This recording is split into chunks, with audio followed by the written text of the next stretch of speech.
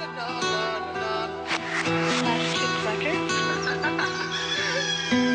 gotta wake up early in the morning, a long way but go because I gotta find my way. The Lord need to stand up, get there better warning, which makes me know where is the line, what's left to be done. Li lay bolé ci lepp li tax ba duñ la faté ya koy liggéey. Il est 6h30 sur les antennes de la RTS1. Mesdames et messieurs, bonjour et bon réveil. C'est un réel plaisir de vous retrouver dans la première des matinales du Sénégal, Kenkeliba. Et comme tous les jours, les incontournables de Kenkeliba, la capsule gym avec le coach Tandara, la capsule météo avec nos partenaires de la NACIM, sans oublier le bulletin d'information.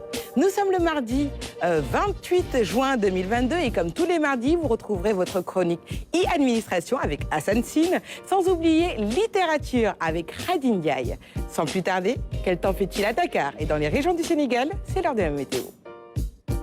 Gotta wake up early in the morning, a long way but go because I gotta find my way. The Lord. La Banque agricole LBA vous offre le bulletin météo du jour. La Banque agricole, experte et ouverte.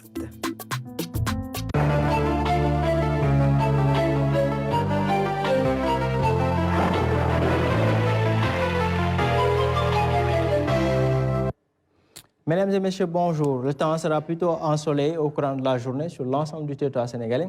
Cependant, en fin d'après-midi et nuit, des orages et pluies d'intensité variable sont attendus au niveau des régions sud et centre du territoire sénégalais. Sur l'image satellite, on voit que c'est un ciel qui sera plutôt dégagé la matinée, ensoleillé au courant de la journée, mais des nuages assez denses couvriront la moitié sud du pays en fin d'après-midi et nuit. Donc sur les prévisions de la journée, on notera un temps plutôt ensoleillé sur l'ensemble du territoire sénégalais, comme on a pu le voir sur l'image satellite.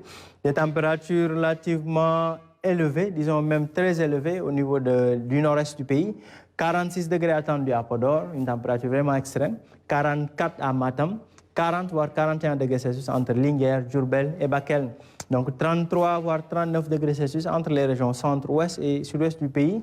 Dakar bénéficiera toujours de l'apport des alizés maritimes. Donc un temps qui sera relativement clément à Dakar avec 29 degrés Celsius. Donc en fin d'après-midi et nuit, le ciel sera plutôt dense. Des nuages pluvieux orageux sont attendus au niveau des régions sud du pays et un peu vers le centre du territoire sénégalais. Donc vers Ziguinchor, Sédhiou, Kolda, Kédougou, Tambacounda et Bakel, mais aussi au niveau des régions centre entre Kaolack et Kaffrine, où des orages et pluies sont attendus en fin d'après-midi allant vers la nuit. Donc voilà tout pour le bulletin d'aujourd'hui. Nous vous donnons rendez-vous demain pour notre bulletin d'information. Passez une excellente journée.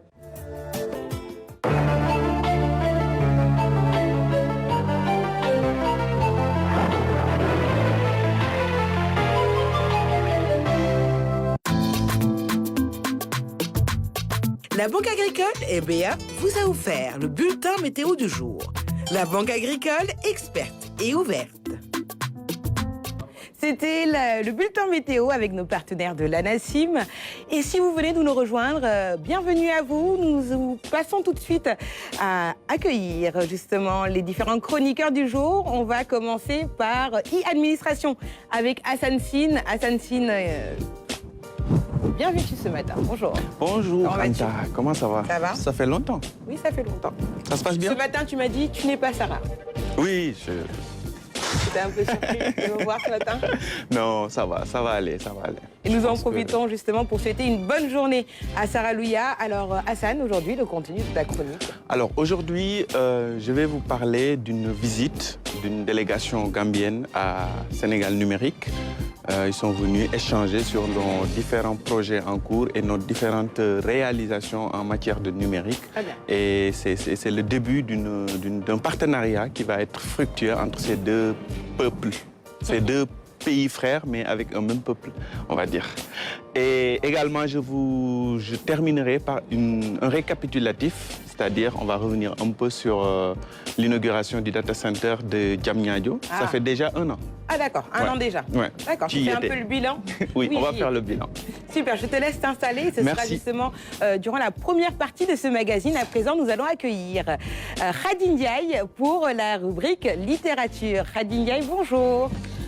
Bonjour ma chère Anta. Très bien, tu vas bien? Ça va très bien. Bien, merci. Alors aujourd'hui, quel ouvrage vas-tu nous présenter? Alors aujourd'hui, je vais vous proposer donc un ouvrage qui s'intitule Sous le regard de Dieu de Abdoulaye Fall. Et également, on aura un mot. Qu'est-ce que cela veut dire? Électronisme. Et on aura également un événement littéraire. Très bien, je te laisse t'installer et ce sera justement dans la deuxième partie de ce magazine. En attendant, je vais laisser le soin à Alioune Badara Kane, l'incontournable, qui va installer tout simplement les invités. Je rappelle qu'il se fera face à un invité aujourd'hui. En attendant, faites-vous un peu de place. Bonjour Alioune. Comment vas-tu? Ça va? Ça va. Bien? Bien réveillé? Cool. Alors, je le disais tout à l'heure, voilà, nous allons faire place maintenant à la rubrique gymnastique du coach Tandara. Faites-vous un peu de place pour répéter l'exercice de notre coach. À tout de suite. Wake up early in the morning, a long way but go because I gotta find my way, the Lord. Mesdames, Messieurs, bonjour à tous, fidèles au rendez-vous avec Kenkeliba, à votre chaîne leader, la télévision nationale. Mesdames et Messieurs, cela dit, aujourd'hui, nous allons faire du step. Alors, le travail de step, c'est vrai qu'avec le coach Demba et qui, en compagnie du coach Ngom, vous allez voir, mesdames et messieurs, les multiples facettes du step.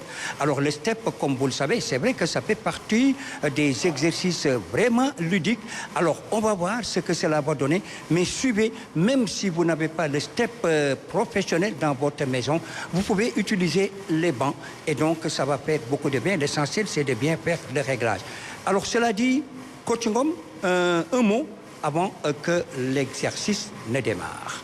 Salut à toutes et à tous, bienvenue dans votre capsule gym. Aujourd'hui, nous allons quitter l'aérobic et rester toujours dans le fitness et vous proposer le step qui est vraiment le prolongement de l'aérobic parce que ici vous avez la seule difficulté, le banc que vous aurez à monter, à descendre et faire vraiment des figures qui vont vous rendre beaucoup plus performant par rapport à l'objectif que vous recherchez.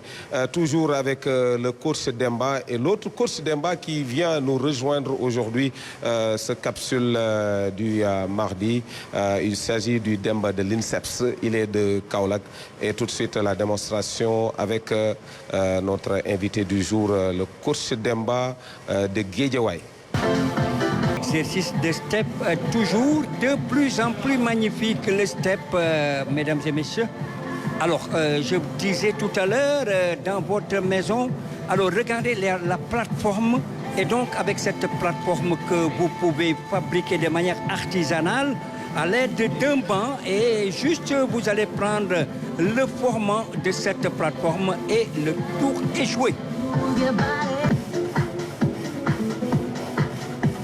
De voir la démonstration de notre frère coach Demba, le step qui est une activité très ludique donc, et qui est conseillé pour ceux-là qui veulent améliorer leur performance au niveau surtout des jambes, qui veulent renforcer et bien tonifier leurs jambes. Nous leur conseillons cette activité, le step. Mais attention, si vous avez des problèmes articulaires, les articulations qui longent la jambe, mieux vaut attendre jusqu'à guérison avant de vous prolonger dans cette activité. Et une petite surprise que nous allons vous réserver demain. C'est vrai que coach Sandaha a déjà annoncé l'activité. Nous allons vous faire découvrir l'activité aquatique. Qui va nous le faire? Ça sera demain, Inch'Allah, et ne vous faites pas raconter, ne vous le faites pas raconter. Et nous vous disons demain, Inch'Allah. Mesdames et messieurs, chose promise, chose due, ça s'est passé magnifiquement bien. Alors le coach Ngom qui promet en tout cas de me jeter demain dans la piscine. Alors on va voir, de toutes les façons, on va essayer avec notre sport de prédilection pour voir ce que nous pouvons donner. En tout cas, nous ferons de notre mieux et j'espère que vous ne serez pas déçus. Alors cela dit, coach Demba, merci à vous, très bonne journée. Coach Ngom, quant à vous également, très bonne journée. En attendant de nous retrouver demain, alors vous dites que vous allez me plonger dans la piscine. Bon, alors c'est ce qu'on va voir, mais en tout cas, à demain, Inch'Allah. En tout cas, coach, on espère qu'on ne vous plongera pas dans cette piscine. Alors, j'espère que vous avez bien reproduit ces exercices du coach Tandara, proposés également par le coach Ngom et le coach Demba. Vous avez peut-être bien travaillé vos abducteurs avec ces séances de step. Aline Badara, bonjour. Mais ne t'en fais pas pour le coach, hein. Tu sais, dans l'eau, il est comme un poisson.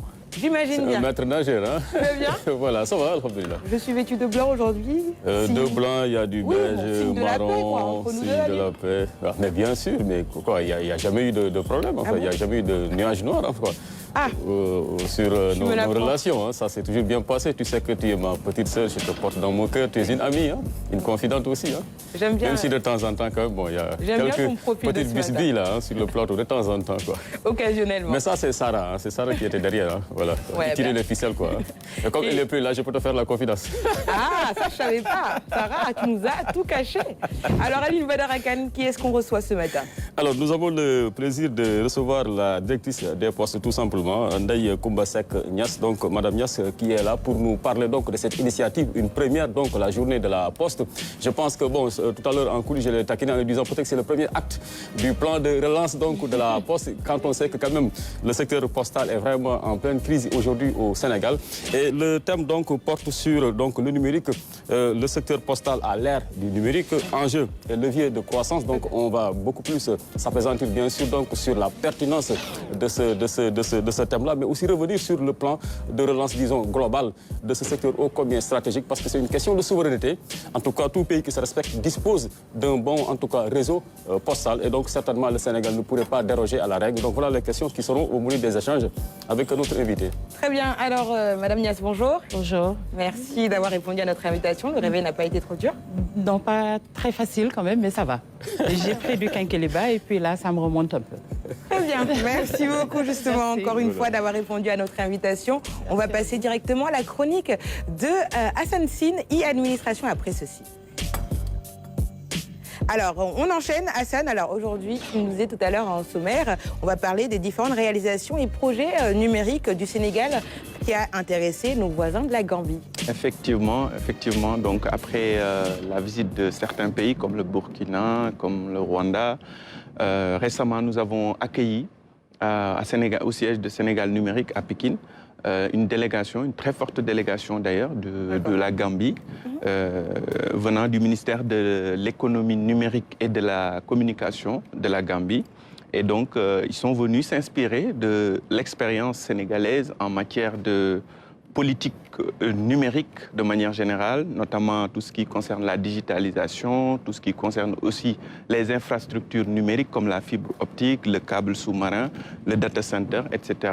Et donc, ils ont visité toutes nos installations. Et à l'issue donc de cette visite, nous avons interrogé M. Malang Bass, c'était le chef de la délégation. Il est au ministère de l'économie numérique de la Gambie et il nous donne ici ses impressions. Our mission to Senegal Numeric today is to find ways and means where we can collaborate. Notre mission aujourd'hui est de trouver des pistes de collaboration autour de périmètres comme le câble sous-marin et la fibre optique. Il s'agit là de la partie infrastructurelle du programme, mais il est aussi envisagé de collaborer sur d'autres sujets comme la gestion de données avec le data center, les FTTB, l'interconnexion et les projets comme le Smart Territoire, Smart Education, entre autres. Il y a beaucoup à apprendre de nos expériences mutuelles. La raison principale de notre présence ici est donc d'explorer les possibilités d'un partenariat qui nous permettrait de nous connecter au réseau du Sénégal numérique. À notre agréable surprise, il y a eu une convergence d'idées avec nos frères et sœurs sénégalais qui nous ont fait des propositions sur un éventail de sujets de collaboration comme la fibre optique et le guichet unique Sénégal Service qui n'étaient pas dans notre agenda. C'est très intéressant pour la délégation gambienne et nous sommes vraiment impressionnés du travail abattu par les équipes du Sénégal numérique. Nous avons beaucoup appris de nos échanges et nous avons hâte d'avoir une relation formelle en commençant par un protocole d'accord pour que la collaboration puisse commencer en toute franchise. Nous pensons pouvoir nous rendre utiles mutuellement, car le Sénégal et la Gambie constituent un seul et même peuple, mais répartis dans 2 pays. Au nom de toute la délégation, j'aimerais remercier très sincèrement Sénégal Numérique. But we are one people. I think on behalf of my delegation, I want to thank Sénégal Numérique profoundly from the bottom of my heart. Alors, Hassan Sine, quelle sera la suite finalement de cette visite? Alors la suite, c'est qu'une délégation sénégalaise va également se rendre en Gambie et à la suite de cela, il y aura une convention qui va être signée entre les 2 pays pour, comme le dit bien le titre, mutualiser les forces entre ces 2 pays. Parce que pour déployer notre fibre en Casamance, on était obligé de passer par la Gambie si on ne passe pas par Tambacounda. Donc, je pense que la mutualisation de ces infrastructures est une bonne nouvelle pour le développement de l'économie numérique pour les 2 pays. Alors, Alioune Badara Kane, forcément, c'est bénéfique pour la Gambie comme pour le Sénégal, cette mutualisation d'expertise des 2 côtés des pays. Non, je pense que c'est un partenariat tout à fait naturel, hein, c'est tout à fait normal, c'est 2 pays sœurs que tout lie, excepté la langue officielle, malheureusement, ça c'est l'une des conséquences de la colonisation, mais c'est le même peuple hein, des 2 côtés. Donc de la frontière. Ouais, il aurait pu s'exprimer en Wolof. C'est le même peuple. Ils ont les mêmes ethnies. Donc un Kane du Sénégal, c'est un Kane aussi, bon, il a des parents en Gambie, c'est peut-être l'orthographe qui va changer, hein. Ils vont le prononcer autrement, parce qu'ils sont maintenant de culture britannique, ça c'est un peu le legs colonial malheureusement, mais il faudrait quand même s'y faire. Et puis, voilà, donc se concentrer sur l'essentiel. Je pense qu'aujourd'hui, quand on parle de l'intégration africaine, le Sénégal et la Gambie devraient en être le moteur. Parce qu'en principe, rien ne devrait s'opposer à ce que ces 2 pays-là puissent faire qu'un seul bloc. Et d'ailleurs, ça a été le cas par le passé, avec déjà cette tentative-là de fédérer les 2 républiques. Hein, la fédération de la Sénégambie, ça a existé. Mais malheureusement, ça a fait long feu parce que beaucoup de géostratèges disent qu'il est très difficile de faire une union à 2. Généralement, ça ne prospère pas. Maintenant, je pense que on pourrait peut-être faire mentir cet adage-là, en pensant, pourquoi pas, à l'éventualité d'une nouvelle confédération entre le Sénégal et la Gambie, quoi. Parce qu'en vérité, c'est le même peuple, c'est les mêmes pratiques culturelles, tout nous lie, excepté la langue officielle. Et je pense que c'est bien de voir la Gambie se rapprocher du Sénégal.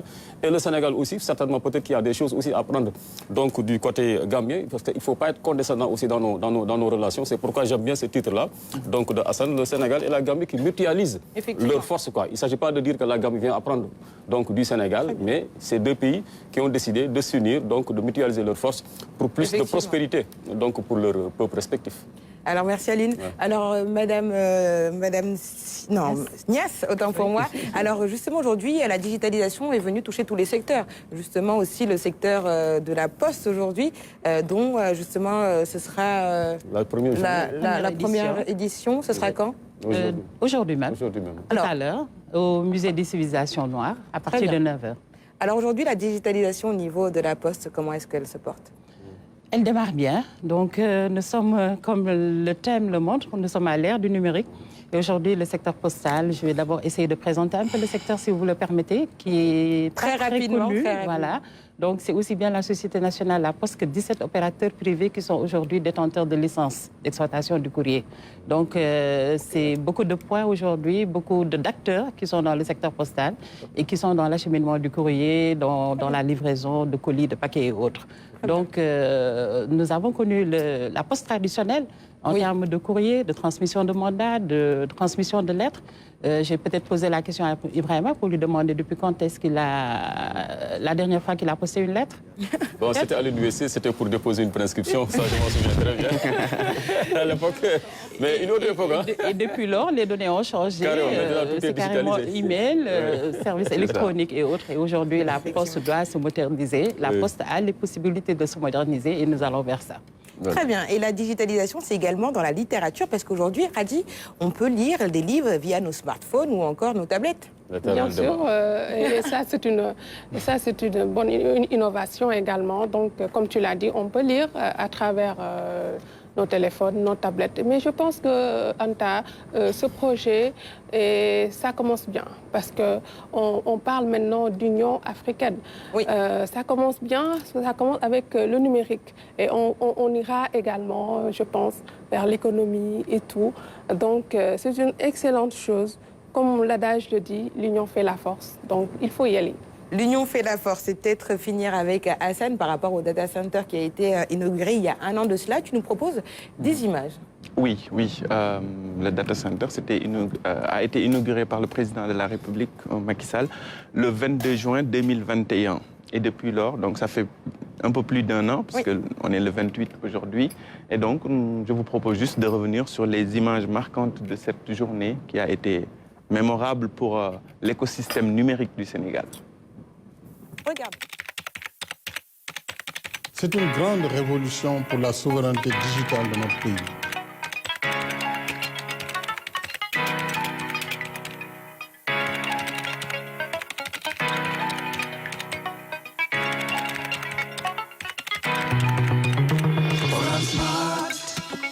Sénégal, ñëw pour suuxat réew mi si digital informatiser suñu système mu high tech ba Sénégal fas ci numérique intik Sénégal tey sanc na lu bees premier site data center indi na lu bees coono jeex na ci réew mi yombal jot ci kayit yi ba fekk foo nekk ci gox yi nga mën faa dem rek jot si dañ lay créer sa dossier def si guichet unique demal espace Sénégal service foo dem rek jot ko lépp la ñu tënk ci ay données grâce au data center Smart Sénégal yombal na liggéey. Je voulais tout d'abord remercier son Excellence, Monsieur le Président de la République.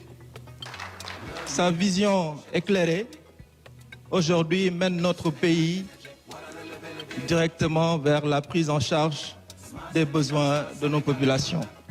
Te suñu moomeel ngir moom suñu ëllëg, maître de nos données, maître de notre avenir. C'est cela la volonté du président. Et aujourd'hui, le DG de Smart Africa l'a rappelé. L'Afrique regroupe à peine 1% des data centers au niveau mondial. Et donc, il est tout à fait aujourd'hui normal que le Sénégal puisse aujourd'hui se doter d'une infrastructure de dernière génération qui permettra à notre pays de pouvoir être autonome en matière d'hébergement de données.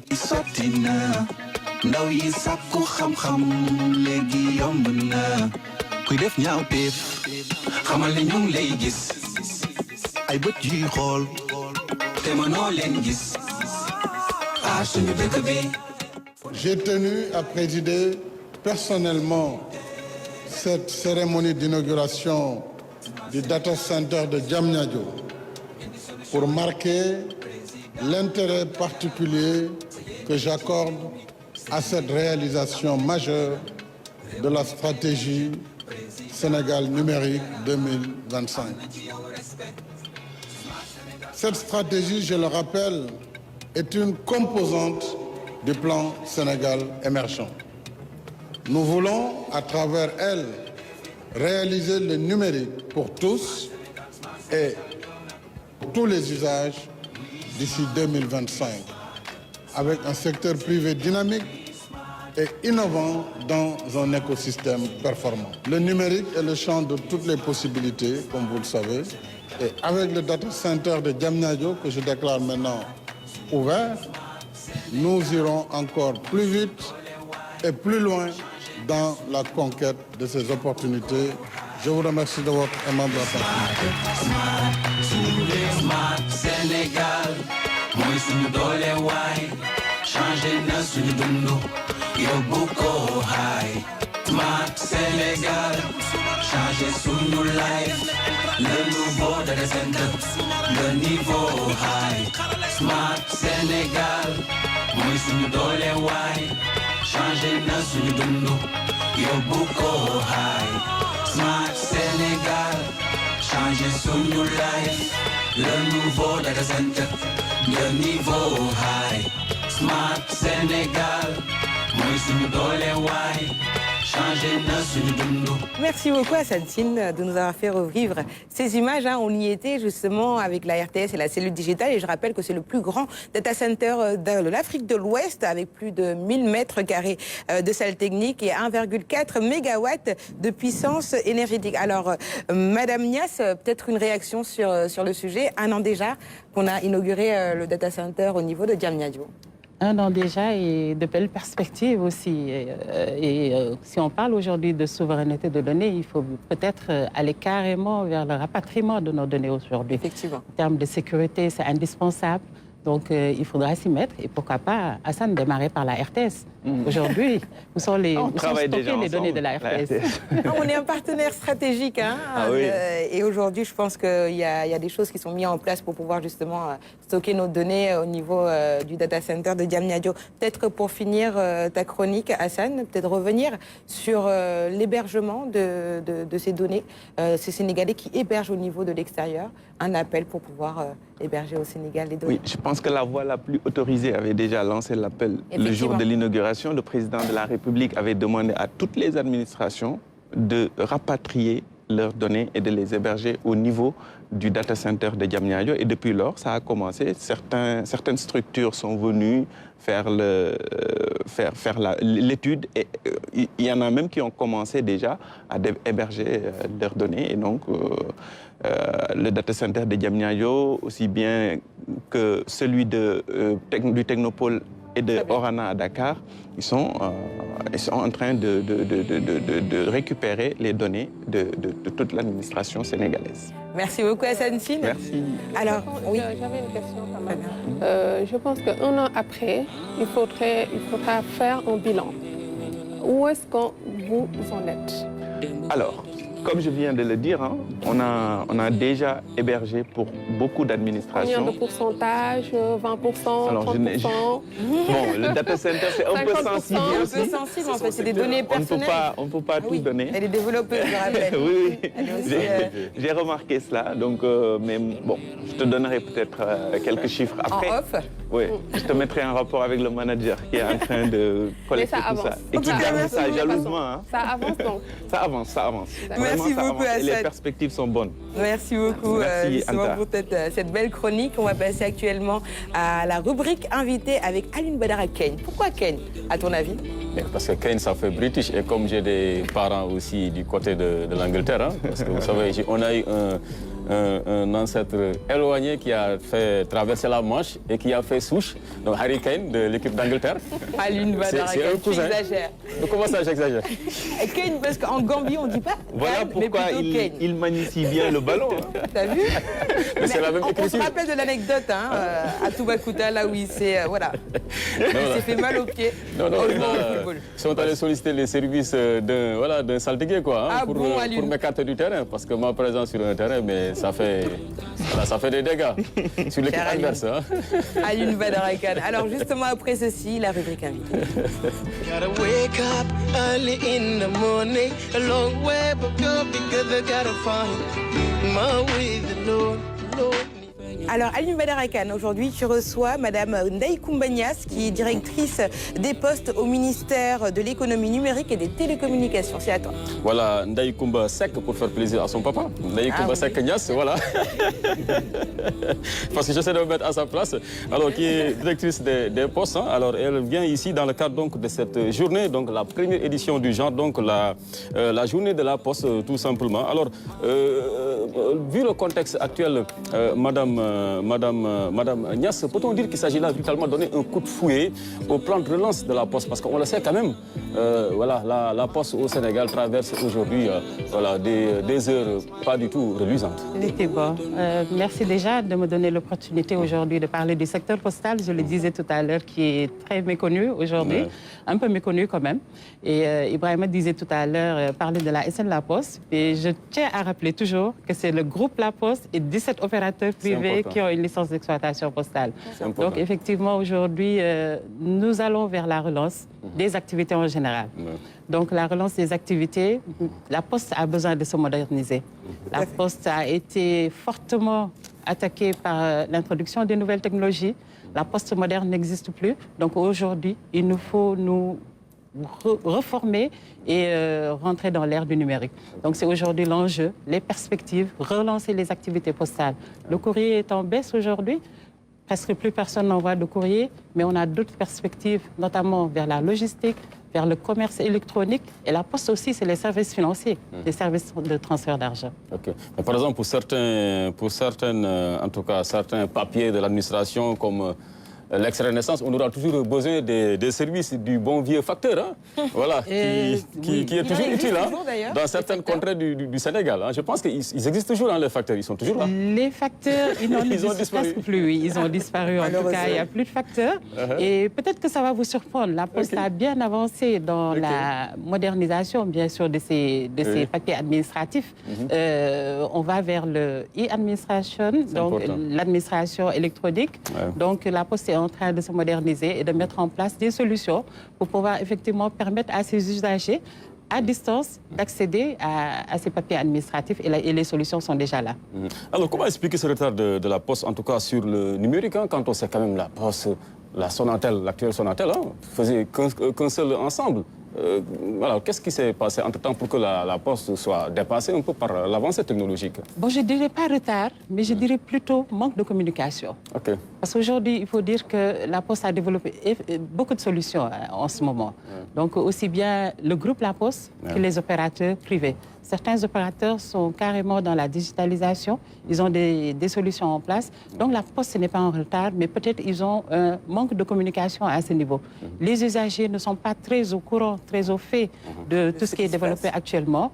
Donc nous voulons leur offrir aujourd'hui une tribune pour échanger avec les usagers, échanger avec les partenaires, l'administration et leur montrer qu'aujourd'hui, que le secteur postal est capable de s'insérer directement dans l'ère du numérique. Et explorer aussi d'autres filières assez porteuses, hein, comme le e-banking. Hein, Effectivement. Voilà, parce qu'à ce niveau aussi, voilà, il y a de l'argent à se faire par la Poste. Bien sûr, et il y a une directive de l'autorité suprême, son Excellence, M. le Président Macky Sall, qui a demandé au groupe La Poste de passer carrément en banque postale. Nous y travaillons depuis quelque temps et des solutions vont être aussi développées en ce sens, aller vers le e-banking, aller vers la crypto-monnaie.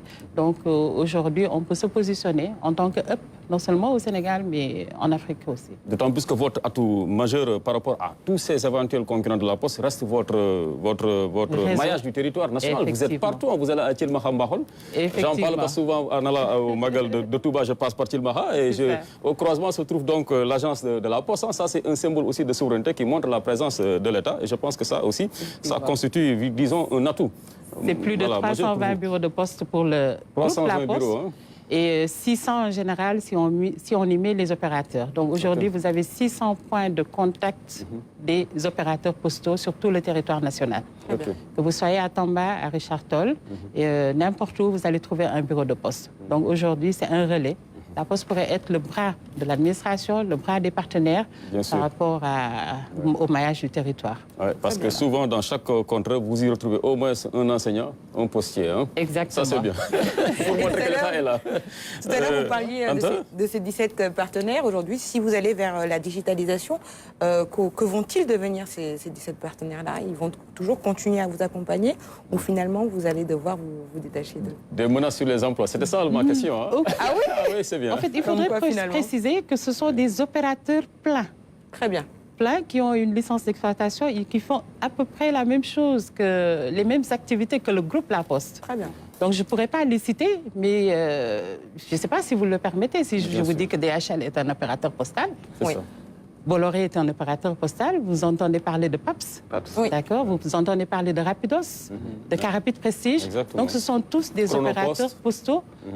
Mais finalement, et qui sont dans la livraison de colis. Très bien. Oui. Ce ne serait pas éventuellement des concurrents indirects? Non, je pense Nous ne pouvons pas parler de concurrents. Ils donnent des redevances, n'est-ce pas, à la Poste, n'est-ce pas? Pardon? Ils donnent des redevances, ces concurrents-là. Non, ils ne donnent pas des redevances à la Poste, mais ils devraient donner des redevances à l'État. Mais derrière, moi, je ne parlerai pas de concurrents. Je parlerai plutôt, j'utiliserai une expression, je l'ai dit hier, d'un grand responsable de la Poste qui dit que tous ces opérateurs ne sont plus en compétition, mais ils sont en coopétition. Ils devraient pouvoir coopérer. Parce que la plupart de ces opérateurs privés sont au niveau des grandes capitales régionales. Et en termes de coopération, ils pourraient utiliser les services du groupe La Poste, qui a un maillage du territoire, Ibrahima l'a dit tout à l'heure, pour par exemple assurer ce qu'on appelle la livraison au dernier kilomètre. Vous voulez aujourd'hui envoyer un colis à Matam, vous utilisez les services d'un opérateur privé qui n'a pas les moyens d'accéder à Matam, il peut créer un partenariat avec La Poste pour pouvoir assurer cette livraison au dernier kilomètre. Donc, ils doivent pouvoir coopérer, échanger et voilà, mutualiser. Je voulais savoir, est-ce que parallèlement à ces opérateurs privés, est-ce que la Poste, la Société nationale La Poste, a son propre réseau de distribution, de livraison et de distribution de courrier ou de colis? Oui, oui. C'est le cœur du métier de La Poste, la livraison de colis. Mais on les voit moins que les autres, pourquoi? Effectivement, c'est ce que je disais tout à l'heure, il faut de la communication. C'est pour ça qu'aujourd'hui, qu'on s'est dit qu'il faut leur donner cette tribune-là, améliorer cette communication envers les usagers. Ils sont en train de le faire. Ils ont mis en place un plan de communication, Ibrahima l'a dit tout à l'heure. Il faudrait, dans la relance des activités, mettre l'accent sur ça. Parce qu'aujourd'hui, La Poste a effectivement un service de livraison. Je ne sais pas si je peux me lancer un peu dans les produits. Je suis du ministère de l'économie numérique, pas de La Poste. Publique. Donc, vous pouvez. Exactement, voilà. Donc, La Poste a effectivement un service de livraison appelé Jotnasi. Jotnasi, et qui est aujourd'hui carrément dans l'Express. La Poste a une filiale EMS qui fait exactement la même chose que DHL. Dans le fret, dans l'envoi de courrier express et autres. Donc, en termes de livraison, c'est le cœur du métier de La Poste aujourd'hui. Donc, c'est la communication un peu qui fait défaut avec toutes ces initiatives-là. Ça, on ne le savait pas. Khady? Oui, alors vous êtes donc dans l'économie numérique. Oui. Alors, vous avez parlé tout à l'heure de banque, de e-banking, de crypto-monnaie. Alors, quelles sont les solutions que vous avez développées concrètement? Je dois rappeler aujourd'hui que c'est un projet, la Banque Postale. C'est un projet, nous y travaillons depuis quelques années, bien sûr. Et là, nous sommes dans la phase finalisation. Nous sommes en train de voir quelle est la meilleure option. Est-ce qu'il faudrait être en établissement de crédit d'abord avant de passer en Banque Postale? Parce qu'on a eu la chance de faire un peu de benchmark au niveau africain et au niveau européen. Et au niveau africain, il y a encore des choses à faire. Donc, pour un peu plus de prudence, on voudrait passer en établissement de crédit d'abord et peut-être 2 à 3 ans plus tard, passer carrément en banque postale, c'est-à-dire tout ce qui est service électronique, service transfert électronique. Donc, en ce moment, nous y travaillons. Il y a tout un groupe de travail qui est en train de voir les possibilités qu'on a pour passer en banque postale. Mais il faut dire qu'aujourd'hui, La Poste est banque depuis plusieurs années déjà. En termes de compte d'épargne, de compte courant, je pense que vous avez eu très jeune vos premiers comptes d'épargne au niveau de La Poste. Peut-être Ibrahima. Moi, c'était sous le matelas de ma grand-mère. Voilà, donc vous avez entendu parler des comptes d'épargne et aujourd'hui La Poste est aussi dans les comptes courants. La Poste paye les fonctionnaires. Voilà, donc en termes de banque, on a une grande expérience quand même. Avec sa fameuse mutuelle, la MECAP, je crois bien. Hein, la MECAP, la mutuelle d'épargne et de crédit des fonctionnaires aussi est là. Et voilà, ils y sont quand même. À l'époque, je m'en souviens, j'avais poussé mon père, je l'ai incité à entrer dans la MECAP, hein, parce qu'il était client d'une grande banque de la place, mais que de surfroid à chaque fin du mois pour lui. Hein. Mais depuis qu'il est entré à la MECAP, voilà, il y a moins de soucis. Moins de soucis, voilà, exactement. Alors, les détracteurs du numérique, ils disent que aussi, c'est vrai, c'est une avancée, c'est une nouveauté, mais il constitue aussi le numérique un risque, en tout cas, pour certains emplois. Quand on sait que c'est clair, bon, ça c'est le sujet tabou, mais on ira tout droit vers ça. Il y aura une restructuration de la Poste, bien sûr, mais avec ce recours-là au numérique, est-ce que ça ne va pas être encore beaucoup plus corsé pour les travailleurs? Est-ce qu'il n'y aura pas beaucoup plus de menaces pour leur emploi? Se redéployer, refaire des formations et puis s'intégrer.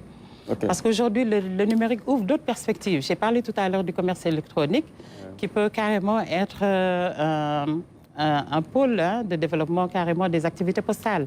Donc, il faudra connaître les voies du redéploiement. Il faudra que tous les postiers et tous les opérateurs du secteur puissent se reformer et entrer carrément dans cette ère du numérique et pouvoir avoir les atouts vraiment d'exploiter toutes ces solutions qui sont en cours. Donc, pas de menace, d'autant plus que la Poste est très jeune en termes de ressources humaines. Les employés sont assez jeunes et ils sont assez formés en ce sens. Voilà. OK. Alors, on peut revenir sur le programme de cette journée, hein, parce que je le rappelle, donc c'est la première édition de la journée de la Poste, organisée donc par le ministère, donc par la tutelle. Alors, quels seraient les, disons, les programmes phares de cette journée-là? Donc aujourd'hui, nous avons choisi le musée des civilisations noires. Ce n'est pas fortuit, parce qu'on voudrait retracer un peu l'histoire du secteur postal. Il y aura des expositions d'objets assez rares. Vous avez entendu peut-être parler de la machine à franchir, des machines à fax et autres. Il y aura des collections de timbres qui seront présentées. Et nous reviendrons un peu sur toute l'histoire de la Poste. Et il y aura aussi des stands par rapport aux autres opérateurs pour leur permettre d'exposer un peu leurs solutions. Et ce sera aussi sous forme de panel. Nous aurons des experts un peu du secteur qui vont essayer de réfléchir sur les différentes problématiques et essayer de trouver des solutions. Problématiques en termes, bien sûr, d'intégration du numérique, problématiques en termes d'interopérabilité de ces différents opérateurs et aussi, surtout, trouver des solutions sur les défis de financement du secteur aujourd'hui.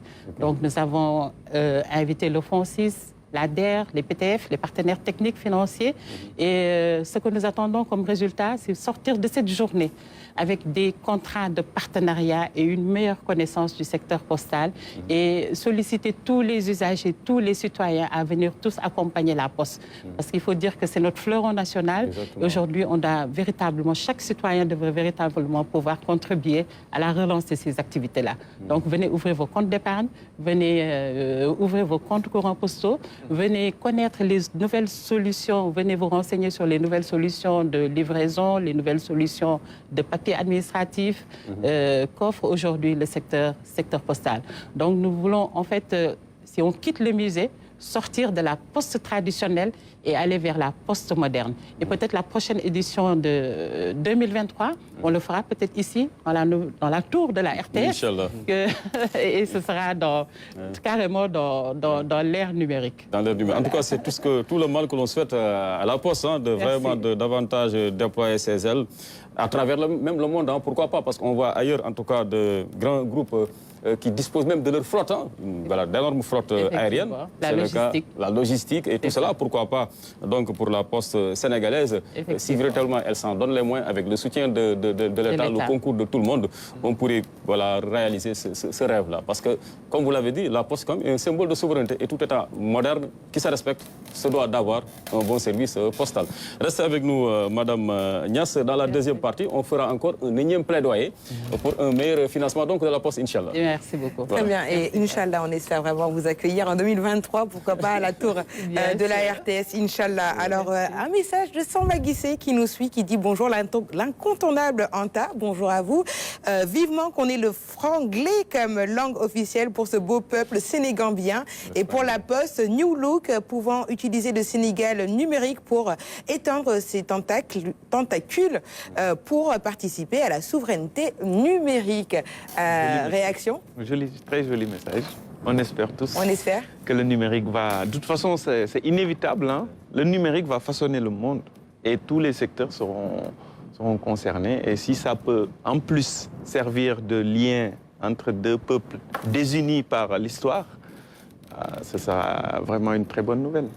Merci à Samba Guissé pour son message. Merci à lui. On lui souhaite une excellente journée. Et ça me permet justement, en parlant de numérique, par rapport au code postal. Avant, on avait tous un code postal. Hein. Aujourd'hui, avec la numérisation justement de vos activités, on peut s'attendre à des codes postaux numériques? Plus que des codes postaux, nous avons un projet d'adressage numérique. Très bien. Qui est aujourd'hui géré au niveau du ministère des Télécommunications. Et l'objectif, c'est que chaque citoyen sénégalais puisse avoir sa propre adresse. Très bien. Avec code QR et faciliter ainsi la livraison, le e-commerce dont on parlait tout à l'heure. Donc aujourd'hui, si je demande peut-être à madame son adresse, elle aura des soucis à me dire où est-ce qu'elle habite. Il faudra passer par le vieux du coin, le petit commerçant, tourner à droite, tourner à gauche. Donc l'adressage numérique vient régler tout ce souci-là. Très bien. Donc ce sera plus que des codes postaux. Très bien. Monsieur Hassan Ka qui nous écrit depuis la Côte d'Ivoire ou encore Amadou Sek qui salue tout le plateau. Bonjour ma chère Anta, Alune, Badara, Hassan, Khadi et votre invité du jour. Sans plus tarder, le bulletin d'information. Wake up early in the morning, a long way but go because I gotta find my way the Lord. Au pied des montagnes de la Bavière, El Mao. Endroit mythique où les grands leaders du monde se sont donné rendez-vous à l'occasion du sommet du G7. Autour du chancelier allemand Olaf Scholz, qui assure la présidence du groupe des 7, une intense activité diplomatique se déroule avec des enjeux géostratégiques en toile de fond d'un nouvel ordre de gouvernance mondiale dans lequel l'Afrique a son mot à dire. Une voix audible et respectée, portée par le président Macky Sall, président en exercice de l'Union africaine. Les conséquences de la guerre en Ukraine au cœur des préoccupations. Joe Biden, Macky Sall. La poignée de main est historique, symbole d'une Afrique décomplexée qui traite d'égal à égal avec ses partenaires. L'image est forte, elle a fait le tour du monde. Un changement de paradigme qui marque une nouvelle ère, dont les relations entre l'Afrique et les grandes puissances. Les préoccupations du président Macky Sall au sommet du G7 ont fait l'objet d'un large soutien. Soutien pour une transition climatique juste et équitable.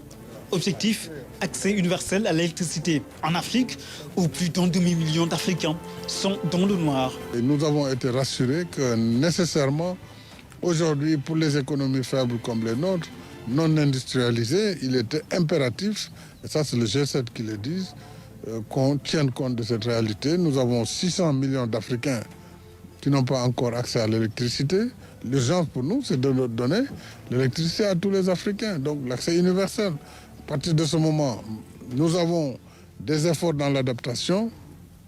Nous avons développé, comme au Sénégal, 31% de notre énergie est renouvelable. Donc pour le reste, effectivement, aujourd'hui, le gaz pourra être en particulier financé pour apporter les besoins de modernisation de notre économie. Plus de place pour les femmes dans la gouvernance mondiale. L'idée est portée par le président Macky Sall qui plaide pour l'autonomisation de la femme africaine. Le plaidoyer en faveur d'un siège africain au G20 a également été soutenu par les pays du G7. J'ai posé la candidature de l'Afrique au G20, de l'Union africaine au G20, en indiquant que le continent était en réalité, en termes de PIB, produit intérieur brut, autour de la 5e, 6e économie mondiale. Donc si on réunit toutes nos économies, voilà, on se situe à cette échelle-là, 2600 milliards de dollars par an de revenus, donc de produits intérieurs, 1,4 milliard d'habitants. Il était normal qu'on nous accepte comme membres et qu'on ait notre siège là où on discute des questions qui touchent le monde. Une prise de conscience des pays riches. La voix de l'Afrique a été entendue au G7 grâce à l'action du président Macky Sall qui a pesé de tout son poids pour une prise en charge adéquate des préoccupations africaines. C'est un sommet du G7 au pas de charge, avec des retombées économiques certaines pour le Sénégal. Ici, c'est le Premier ministre japonais, Yoshihide Suga, qui a ouvert le balai diplomatique à travers ce tête-à-tête avec le président Macky Sall pour renforcer les liens de partenariat entre Dakar et Tokyo. Dans la foulée, le président Macky Sall s'est entretenu avec Charles Michel, le président du Conseil européen. Échange cordial dans une ambiance très détendue. Les prémices d'une coopération fructueuse. Boris Johnson, lui également, était de la partie. Très attentif aux préoccupations du président Macky Sall, le Premier ministre britannique opte pour un New Deal, un partenariat gagnant-gagnant qui rejoint la trajectoire d'émergence imprimée à l'économie sénégalaise, avec notamment une politique étrangère portée par l'aura d'une diplomatie de prestige. Et les retrouvailles avec le chancelier allemand Olaf Scholz ont été très chaleureuses. et surtout le fruit d'une belle convergence de vues sur plusieurs questions d'intérêt commun. Le baccalauréat technique a enregistré 3252 candidats cette année. Dès les premières heures de la composition, le ministre de l'Emploi, de la formation professionnelle, de l'apprentissage et de l'insertion, le directeur de l'office du bac, l'inspecteur d'académie de Dakar et les autorités administratives se sont rendus dans quelques centres à Dakar pour s'enquérir du déroulement des épreuves. Je voudrais donc me réjouir de ce démarrage effectif, comme j'ai dit, de ce baccalauréat technique 2022, où nous avons constaté une présence de 3252 candidats du bac technique pour cette année. Je disais à M. le directeur de l'office du bac que ce n'est pas beaucoup, comparativement à l'effectif total sur le bac général, qui est environ de plus de 150 000 candidats. Les candidats au baccalauréat technique constituent 2% seulement du nombre total de candidats. Il y a du travail à faire selon la tutelle. Nous avons encore beaucoup de travail à faire pour intéresser le maximum de jeunes vers la formation professionnelle et l'enseignement technique. C'est la raison pour laquelle nous avons entamé beaucoup de réformes dans l'enseignement technique et la formation professionnelle. Vous avez pu constater que le bac G est en extinction complète. Nous parlons maintenant de sciences et techniques de l'économie et de gestion. Vous allez comprendre aussi que nous allons éteindre aussi les séries T1 et T2 pour parler de STIDD, sciences et techniques industrielles développement durable. Toutes ces réformes, c'est pour encore mieux ajuster l'offre de formation pour permettre aux apprenants de l'enseignement technique d'avoir non seulement des aptitudes pour entrer dans le marché du travail tout de suite, mais aussi et surtout d'avoir des aptitudes pour aller faire de l'enseignement supérieur technique. Donc je constate que cette année, la réforme phare, c'est les premiers bacs STIDD, Sciences et Techniques Industrielles Développement Durable. Et ça nous permettra, comme j'ai dit, d'améliorer considérablement le nombre de jeunes admis dans l'enseignement technique et la formation professionnelle. Dans l'ensemble, on se félicite du déroulement des épreuves du baccalauréat technique. Le ministre a cité l'office du bac pour nous féliciter, mais il faut aussi qu'on partage ces félicitations avec les inspecteurs d'académie, avec les chefs d'établissement, mais surtout avec aussi l'administration en général, mais l'administration territoriale et les forces de l'ordre également. Cette visite au niveau des centres a servi de prétexte au ministre de tutelle pour rappeler les investissements consentis par le chef de l'État dans l'équipement et la construction de centres de formation professionnelle de dernière génération pour un coût de 100 milliards CFA. Il a souligné aussi la décision du président de la République de reconstruire entièrement le lycée technique Seydina Limamou Laye de Guédiawaye et de le rééquiper. Confiance et sérénité, c'est ce qu'affichent les candidats au bac technique rencontrés au lycée Charles Lwanga de Ziguinchor. On vient de faire les sciences économiques et sociales et on a trouvé l'épreuve abordable, c'était pas trop compliqué. On a su traiter comme... On s'est débrouillé, nous sommes confiants. Après tout ce qu'on a reçu depuis la seconde, bon, on croit qu'on aura le bac. C'était abordable pour l'économie. On pensait qu'on allait avoir des épreuves plus difficiles que ça, mais la croissance et le développement, ça nous arrange. On s'est bien entraîné pour ça. Ils sont 61 dans la région, répartis dans 2 centres, lycée agricole de Bignona et Charles Lwanga, où les filles représentent la majorité.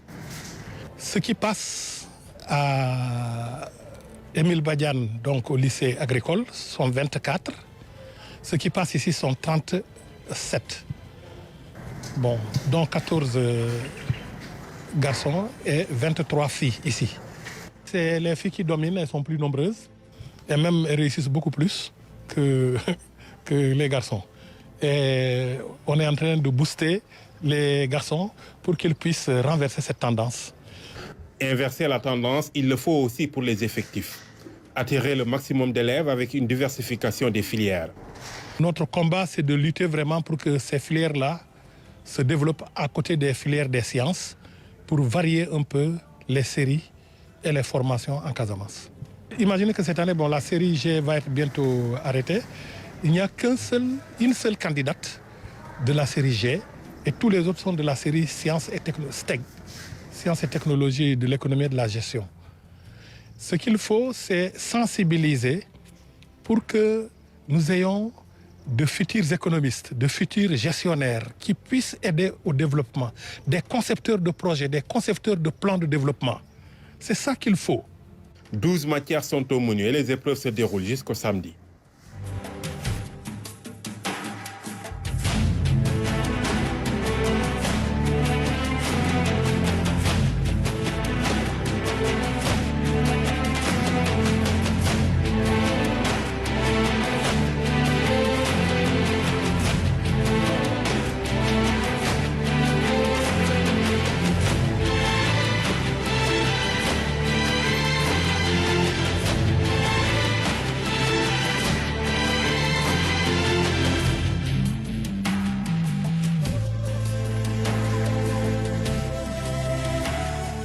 C'était le bulletin d'information proposé par la rédaction de la RTS et monté par Doudou Ndoye. Alors, nous allons passer à la rubrique littérature avec Radi après ceci. Wake up early in the morning, a long way but go because I gotta find my way the Lord. Alors, Radi, aujourd'hui, tu nous proposes un roman de Abdoulaye Fall qui s'intitule Sous le regard de Dieu. Oui, alors, qui est un ouvrage de 158 pages paru aux éditions Harmattan Sénégal. Alors, Abdoulaye Fall est un jeune écrivain, il est auteur de 2 ouvrages. Donc, il est de Kolda, agent de santé également, et il est le directeur général de l'Institut de formation Yassalam. Alors, son thème principal dans cet ouvrage est l'héritage. Alors, il y a trop de litiges ici au Sénégal maintenant concernant l'héritage. Et quand ce ne sont pas les veuves, ce sont les enfants qui se déchirent. Alors moi, je pense que ça n'a pas lieu. Ça n'a pas lieu puisqu'il y a un adage qui dit « un métier bien appris vaut mieux qu'un gros héritage ». Donc, il faut travailler. C'est mieux que de se concentrer sur l'héritage, par exemple, de son papa ou de sa maman. Alors, je vous propose de regarder le premier extrait. Il faudra que je me focalise sur 2 points, à savoir l'héritage, le problème d'héritage que les gens confrontent. Parce que les jeunes d'aujourd'hui, quand leur papa laisse un héritage, ils veulent en fait accaparer cet héritage-là et laisser tout ce qu'ils faisaient auparavant. C'est-à-dire, eux, ils privilégient plus sur l'héritage que d'aller travailler. Et pour moi, cela ne devait pas être, parce que chaque personne doit travailler pour avoir sa propre richesse au lieu de se baser sur la richesse de ses parents. Donc, ce qui m'a beaucoup inspiré, et j'ai écrit ce roman, j'ai pris 2 enfants, à savoir Hamid, qui est le personnage principal, et Bori. Donc Hamid, sa maman s'appelle Mamfatou, et Bori, sa maman s'appelle Nénérougi. Donc ils étaient tous ensemble dans une même maison. Leur papa avait des vaches, des moutons et beaucoup de richesses. Lorsque leur papa est décédé, il avait laissé beaucoup de richesses. Donc dès l'instant qu'il est décédé, Nénérougi, il a dit à son fils, donc il est temps que tu récupères la richesse. Donc il n'est même pas possible que tu puisses continuer tes études. Comme tu es l'aîné, il faudra vraiment gérer la maison. Donc, ce qui n'était pas d'avis de Hamid avec sa maman qui est Mamfatou. Eux, ils disaient que la richesse d'un papa n'est pas ta propre richesse. Donc, il faudra bien aller chercher ta propre richesse. C'est pourquoi Hamid, lui, il est parti étudier en ville, malgré qu'il a rencontré d'énormes difficultés. Toujours parce que la maman de Bori voulait vraiment accaparer l'héritage. Il a fait de telle sorte qu'il a fait des gris-gris dans le véhicule de Merba. Il voulait juste la mort de Hamid. Donc là-bas aussi, pourquoi j'ai dit sous le regard de Dieu? Parce que le gris-gris, il l'avait mis derrière la porte de la voiture. Parce qu'il pensait que Hamid doit s'asseoir derrière. Lorsqu'il prenait départ, la mère Merba a demandé à Hamid de s'asseoir devant. Lui, elle préfère s'asseoir derrière. Donc, à la longue, donc, lors du voyage, ils ont subi un accident. Donc, celui qui était derrière est décédé, qui est Merba. Donc, normalement, c'est Hamid qui devait vraiment rendre l'âme de ce voyage-là. Alors que Hamid a été sauvé par Merba, parce que normalement, c'est Merba qui devait s'asseoir devant. Mais à la dernière minute, Merba lui a demandé de s'asseoir devant. Elle préfère s'asseoir derrière. Donc, toujours pour montrer combien de fois, quand des fois, c'est Dieu qui nous sauve sur plusieurs aspects. Alors, Radi, différents thèmes ont été exploités dans ce livre, dans cet ouvrage. Alors, beaucoup de litiges qu'on retrouve généralement autour de l'héritage. C'est ça, effectivement. Alors, pour les thèmes, l'auteur a voulu brasser large, donc pour aborder plusieurs thèmes, dont l'infidélité, la trahison, l'entraide, l'immigration et le maraboutage. Alors, je vous propose de regarder le deuxième extrait. Il revient sur l'infidélité et sur le maraboutage. De l'infidélité. Pourquoi je parle de l'infidélité? Parce que Hamid, lorsqu'il est parti étudier en ville, il a été hébergé par son oncle. Donc son oncle voyageait beaucoup.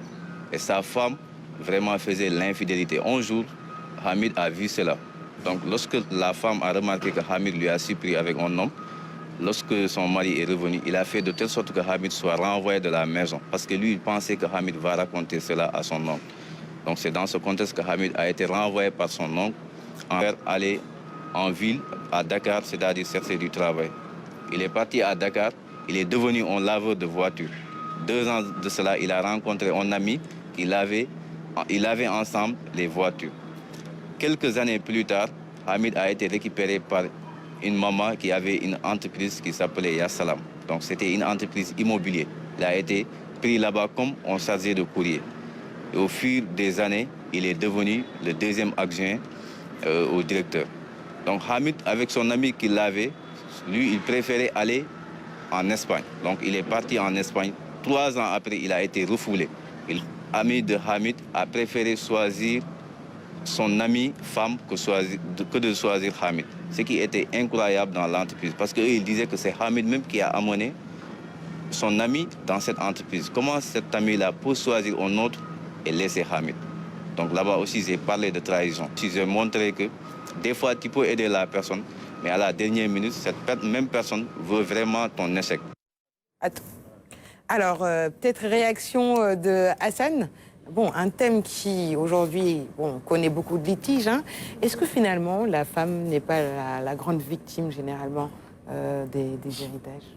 Non, je pense que dans ce genre de litige, la victime, ce n'est pas en fonction du genre. Hein. Ça dépend de plusieurs paramètres. Mais ce sont des faits sociétaux avec lesquels on vit le plus souvent et c'est difficile de trouver une solution parce que ça se présente sous différentes formes. Mais je ne sais pas si la justice est assez outillée pour toujours donner, pour dire le droit qui va satisfaire tout le monde, ce qui n'arrive jamais, parce que quand on est en litige, on espère toujours avoir la victoire, le dernier mot. Et malheureusement, ce n'est pas toujours le cas pour tout le monde. Finalement, Madame Niasse, pensez-vous qu'il y a un schéma type à suivre? Pourquoi pas peut-être se mettre tous en accord pour pouvoir aujourd'hui procéder à l'héritage? Oui, les experts sont là, les hommes du métier sont là pour le faire. Que ce soit au niveau de la religion musulmane, que la religion chrétienne, que le droit. Donc, on a toutes les possibilités. Ce qu'il faut maintenant, c'est une cohésion des cœurs et miser un peu sur l'éducation des enfants. Donc, c'est peut-être la solution. Voilà, essayer de voir aujourd'hui, aller un peu vers ce qui est dit dans la religion musulmane, ce qui est dit dans la religion chrétienne et ce qui est dit dans le droit. Et essayer d'utiliser tous ces hommes du métier qui savent bien faire les héritages et leur donner peut-être toutes les possibilités de mettre les outils en place dont parlait Hassan tout à l'heure pour pouvoir régler ces différents litiges. Alors, plusieurs thèmes ont été abordés. Hein. Aline Badara Khan, l'infidélité, notamment l'immigration, qui est aussi un thème d'actualité avec ces 18 migrants qui ont voulu passer Melilla, qui sont décédés. Alors, peut-être réagir par rapport à cela. Écoutez, avoir de la compréhension aussi pour ces femmes-là, malheureusement, peut-être qui tombent un peu dans ces travers-là. Parce qu'en vérité aussi, si vous allez dans les zones où il y a une forte... en tout cas, un fort taux de départ à l'étranger, surtout des hommes. Il y a beaucoup de dames qui restent chez elles, cloîtrées, et qui attendent depuis des années, en tout cas, leur mari. Écoutez, mettez-vous à leur place, quoi. C'est pas simple. C'est pas évident. Il ne faut pas être aussi virulent dans le jugement, quoi. Moi, j'essaie un peu vraiment de comprendre un peu, voilà, leur drame aussi, parce que c'est pas une vie. En vérité, elles sont mariées que de nom, mais dans la pratique, elles ne le sont pas. Et donc, voilà, face à cette solitude-là, laissée à elle-même pratiquement, le mari étant à l'autre bout du monde, L'homme, on lui pardonne tout, mais la femme, on lui pardonne absolument rien, aucun écart. Donc je pense qu'à ce niveau aussi, il ne faudrait pas être trop virulent dans le jugement.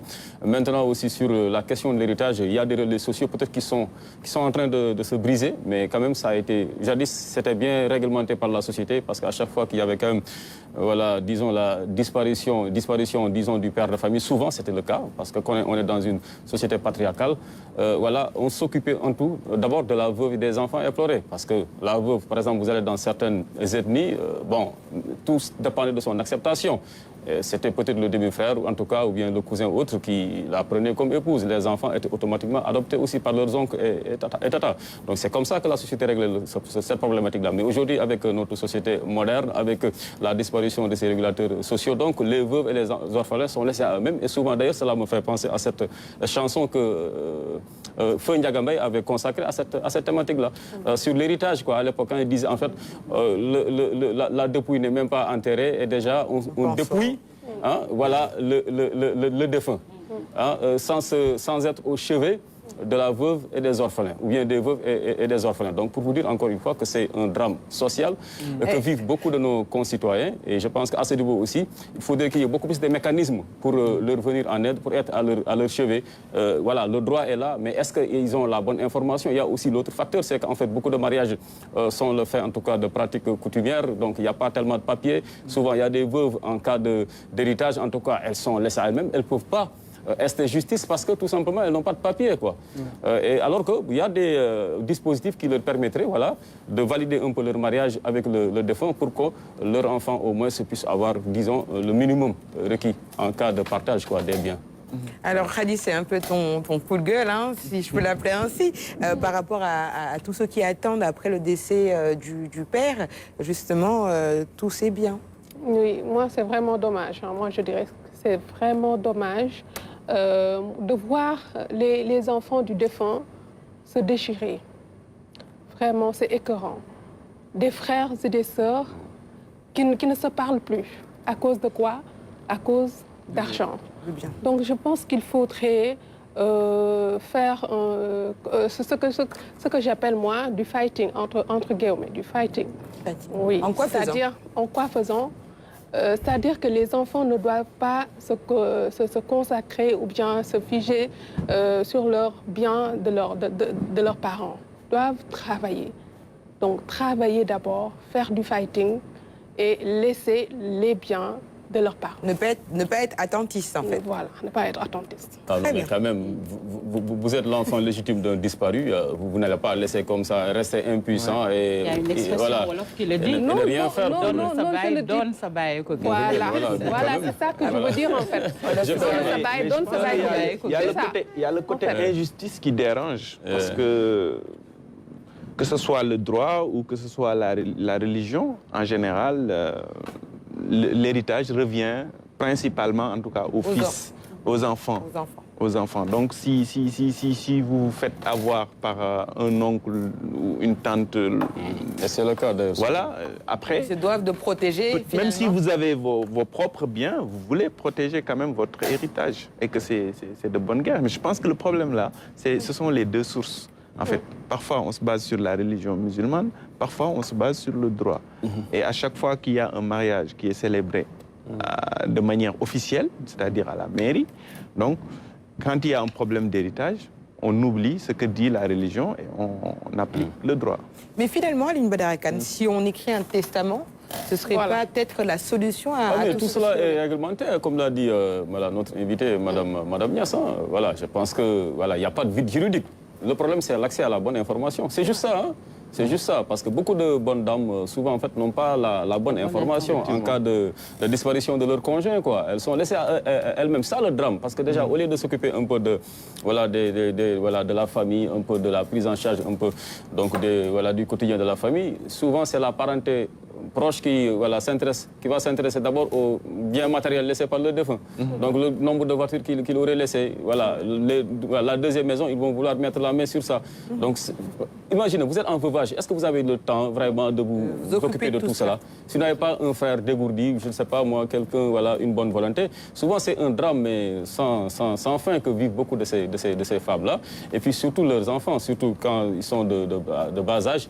Donc là, c'est encore beaucoup plus compliqué. Je pense qu'aussi à ce niveau aussi, donc c'est peut-être aussi, voilà, à certains relais, il y a les Badianougor dans chaque grand quartier du Sénégal, il y a un Badianougor, il y a un chef de quartier, ils se doivent aussi de mieux jouer leur rôle. L'imam aussi du quartier, voilà, de délivrer la bonne information en cas de besoin aussi d'assistance juridique aussi, que la dame soit aussi assistée juridiquement parlant.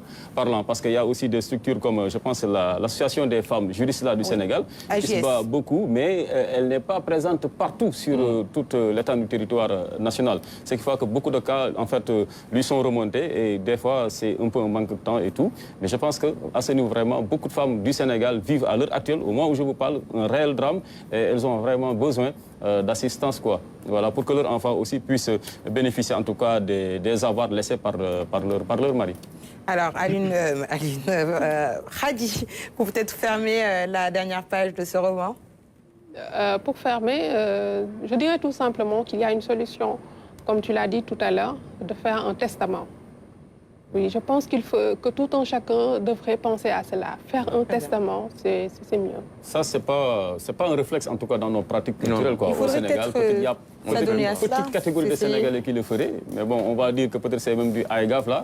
C'est peut-être pas reconnu aussi par la religion. Il faudrait peut-être se renseigner. Mais autour de ça. C'est autorisé. Le testament, c'est autorisé. Par la religion. De faire un testament. D'accord. Très bien. La justice, mais en tout cas, les procédures sont encore très longues. Alors, Khadi, on va poursuivre avec toi et tu vas nous parler du mot électronisme. Alors, je vais laisser justement Aline Badara Kane savoir si tu connais ce mot. Tu connais la définition du mot électronisme? Ne rien connaître à l'électronique. Bah oui, vu la composition du mot, ça ne veut dire que ça. C'est vrai. Madame Niasse? Électronisme. Électronisme. Être illettré en électronique. Ah, peut-être, oui. Ah, bravo Hassan. C'est ce que j'ai dit. C'est ce qu'il a dit. Ne rien connaître. C'est ça, en fait. À l'électronique. Ça va, tu passes entre les mailles du filet. Alors, Khadi. C'est ça, en fait. Donc, dans électronisme, il y a électrisme, illettré. Voilà, donc illettré et électronique. Donc, c'est la difficulté à pouvoir manier les outils informatiques. C'est la difficulté, donc, c'est l'électrisme dans le domaine informatique. Donc, on peut dire qu'Aline Badara Kane est électrique. Électrique. Il est dans l'électronisme. Il est dans l'électronisme. Ça, j'avoue. Alors, on continue avec cet événement littéraire. Voilà, il y a un événement littéraire. Je ne sais pas si vous connaissez le roman qui s'intitule La malédiction de Rabi. Alors, du colonel Momar Gueye. Voilà, du colonel Momar Gueye. Alors, figurez-vous qu'il y a une adaptation théâtrale de ce roman. Donc, c'est au Théâtre National Daniel Sorano ce vendredi à 19h. Alors ce vendredi, rendez-vous est pris au théâtre Daniel Sorano pour aller voir justement la pièce de théâtre du colonel Momar Gueye, à qui nous passons un bonjour. Alors on va continuer justement la deuxième partie de la rubrique invité. Peut-être lire un message d'un de nos internautes qui dit bonjour Anta, Hassan, les invités et toute l'équipe de Kinkeliba. Madame Niasse, avec la nouvelle technologie, quelles sont les conséquences que subissent la Poste et qu'est-ce qu'il faut pour remettre le train sur les rails? Il s'agit de Ibrahim Afal. Oui, je le disais tout à l'heure, la Poste est frappée de plein fouet par l'introduction des nouvelles technologies, mais elle cherche à s'adapter. Les solutions sont là, des solutions modernes de paiement électronique, de paiement de services de transfert d'argent, au niveau de la logistique aussi. Hein. Donc, des solutions existent pour la Poste pour pouvoir vraiment se relancer.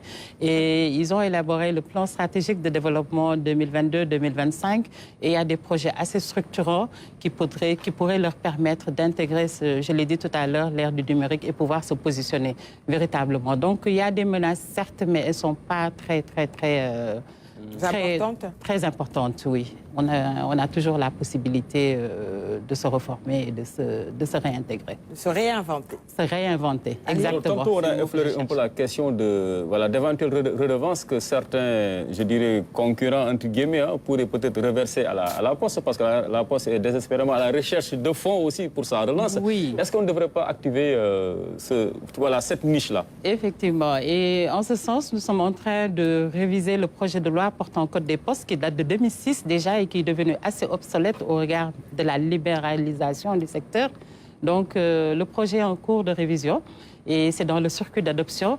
Et suite à ce projet-là, il y aura effectivement un arrêté que peut-être les opérateurs ne sont pas pressés de recevoir, mais ils seront appelés effectivement à payer une redevance, non pas à la Poste, mais à l'État. Okay. Et il y aura un pourcentage qui sera mis sur le fonds FSPU, sur le fonds de services postal, et qui pourra permettre à la Poste et aux autres opérateurs de pouvoir financer certains projets assez structurants. Okay. Effectivement, donc le projet en cours est dans le circuit d'adoption, le nouveau projet de loi qui pourra aussi s'adapter aux nouveaux besoins du consommateur. Ok, ça c'est important.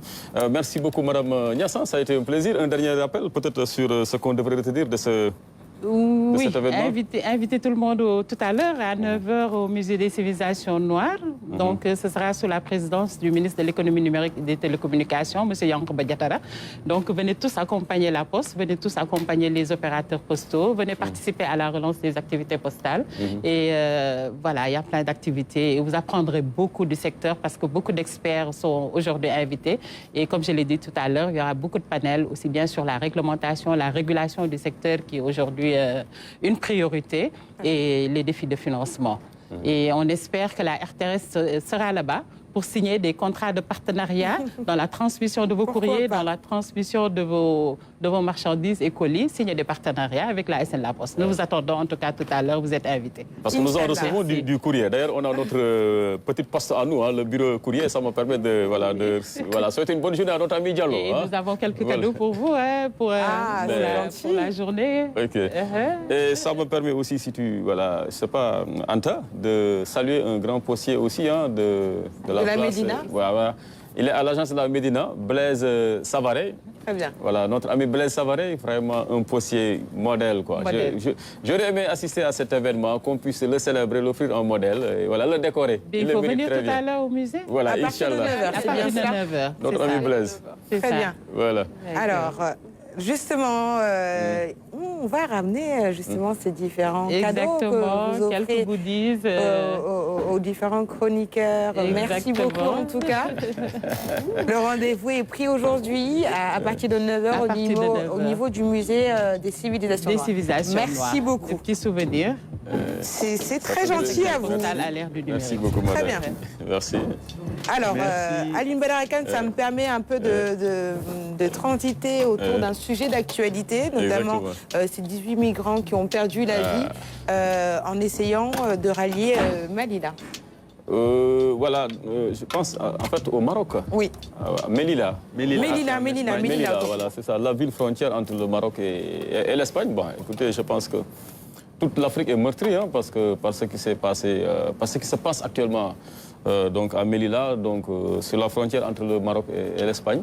Je pense qu'il y a même le tweet du président de la République, président en exercice de l'Union africaine, qui s'est dit choqué par les images quand même relayées par la presse mondiale. Et d'ailleurs, il y a même des manifestations en Espagne, mais il n'y a rien en Afrique, à part peut-être ce tweet du président et ce communiqué de l'Union africaine. Mais chez les peuples, aucune réaction. Peut-être que nous sommes tellement habitués à cela, de voir beaucoup de nos frères et sœurs être victimes de cette brutalité policière, loin de leur terre natale. Et je pense qu'à l'unisson, l'Afrique quand même devrait davantage s'indigner.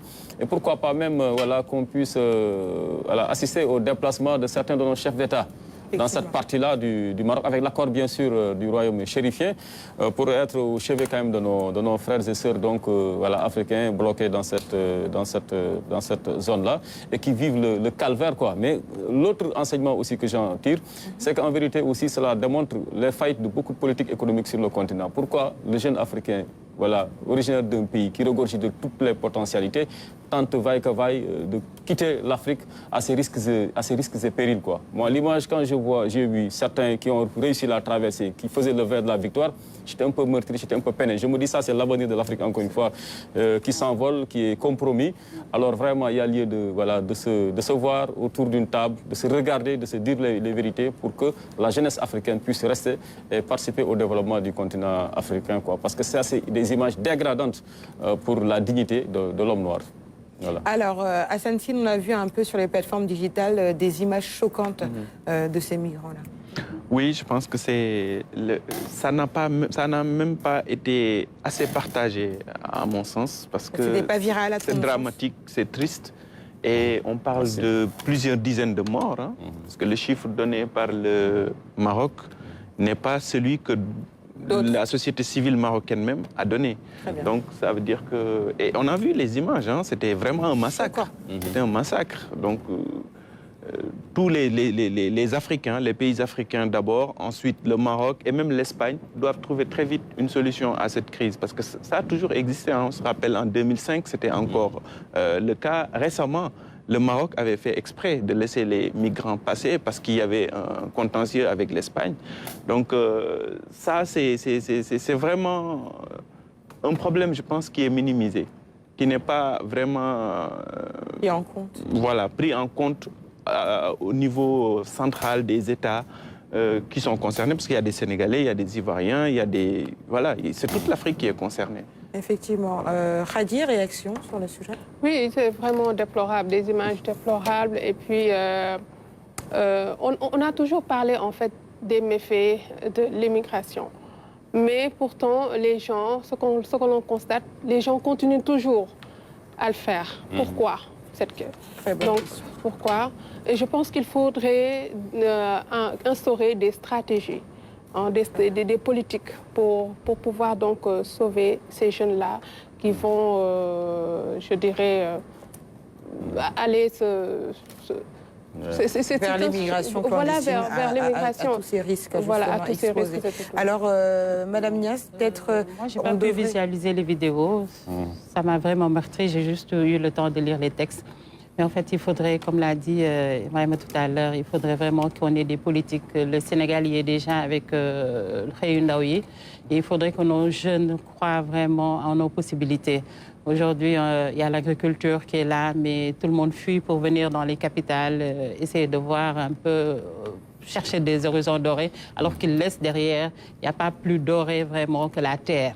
Aujourd'hui, l'agriculture pourrait peut-être nous permettre à tous nos jeunes, ils n'y croient pas, mais il faudrait peut-être les encourager vers ça, les encourager à une meilleure formation, à une meilleure éducation. Il faut que nos jeunes se forment, il faut qu'ils s'éduquent, il faut qu'ils restent à l'école ou bien qu'ils trouvent des métiers vraiment et qui croient en nos valeurs, qui croient en nos possibilités aujourd'hui. Ils croient surtout en l'Afrique. Ils croient en l'Afrique, c'est Alors, important. permettez-moi de lire le tweet du président de la République, Macky Sall, qui dit « Je suis choqué par la mort tragique de plusieurs migrants africains à Melilla. J'exprime ma compassion et mes condoléances à leurs familles éplorées. Je souhaite un prompt rétablissement aux blessés. » Alors, Kinkeliba touche à sa fin. Merci de nous avoir suivis. Aline Badarakan, merci beaucoup de m'avoir accompagné ce matin. Merci à toi. Merci au ministère de l'économie numérique et des télécommunications pour ces magnifiques cadeaux. Voilà, ce magnifique bracelet, clé USB. Voilà. Je suis un peu connectée aujourd'hui. Je suis connecté. Grâce au ministère. Merci beaucoup. Merci Anta. Merci beaucoup Khady. Alors merci beaucoup Madame Niasse d'avoir répondu à notre invitation. Je rappelle que vous êtes directrice des postes au ministère de l'économie numérique et des télécommunications. Merci beaucoup.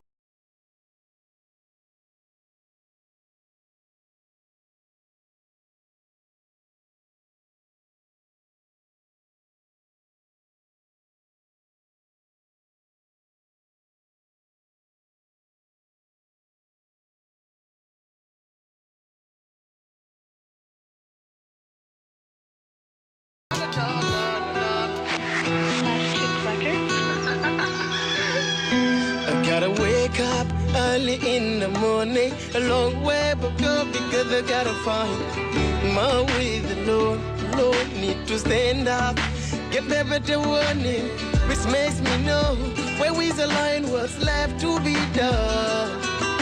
Li lay bolé ci lepp li tax